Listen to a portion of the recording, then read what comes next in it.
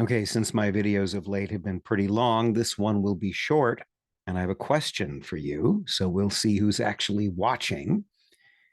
Let's look at the reading from Ezekiel. God says to Ezekiel, I will gather you from the peoples. He's telling him that this is what he wants Ezekiel to say to the people of Israel. I will gather you from the peoples, assemble you from the countries where you have been scattered, and I will give you the land of Israel.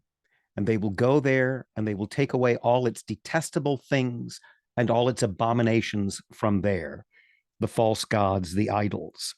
Then I will give them one heart, and I will put a new spirit within them, and take the stony heart out of their flesh, and give them a heart of flesh, so that they may walk in my statutes and keep my judgments and do them.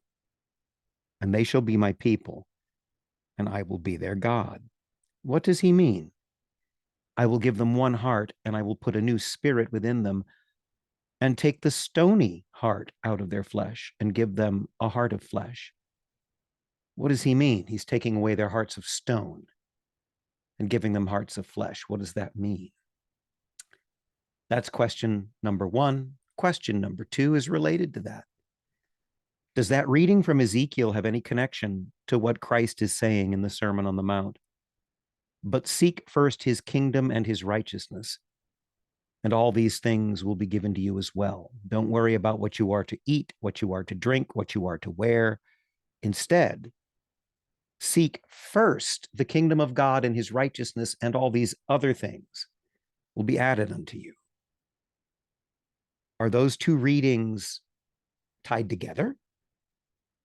Is that the way the same God would talk?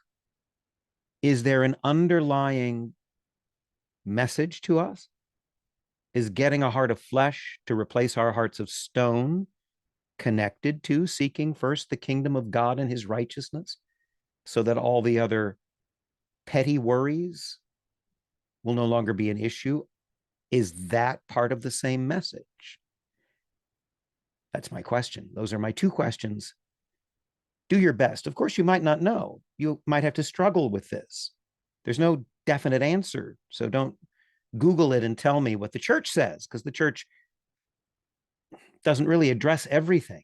The church gives us some boundaries. So I'm asking you to struggle with these readings yourselves and to struggle with your own hearts, whether they're hearts of stone or hearts of flesh or kind of halfway between the two.